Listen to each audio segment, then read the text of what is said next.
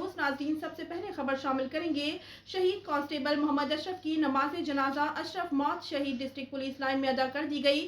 نماز جنازہ میں سی پی او، سی ٹی او اور دیگر سینئر افسران سمیت سیاسی، سماجی اور مذہبی شخصیات کی شرکت۔ سردار طاہر محمود کی رپورٹ کے مطابق کانسٹیبل محمد اشرف تھانہ واہڈو کے علاقہ شمیر چوک توپ سڑی ناکہ پر ڈیوٹی سر انجام دے رہا تھا کہ تیز رفتار موٹر سائیکل سواروں کو روکنے کا اشارہ کیا گیا تو ملزمان نے روکنے کے بجائے موٹر سائیکل ڈیوٹی پر مامور محمد اشرف سے ٹکرا دیا، جس سے مذکورہ کانسٹیبل شدید زخمی ہو گیا اور زخموں کی تاب نہ لاتے ہوئے شہید ہو گیا۔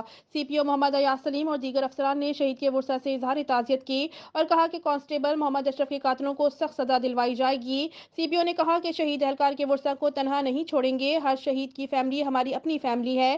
انہوں نے مزید کہا کہ یہ پہلا موقع نہیں ہے کہ پولیس کے جوان اپنی جانوں کا نذرانہ پیش کر رہے ہیں۔ شہدائے پولیس کی لازوال قربانیوں کو ہمیشہ یاد رکھا جائے گا۔ آخر میں سی پی او نے شہید کانسٹیبل محمد اشرف کے بلند درجات اور پسماندگان کے لیے صبر جمیل کی دعا کی۔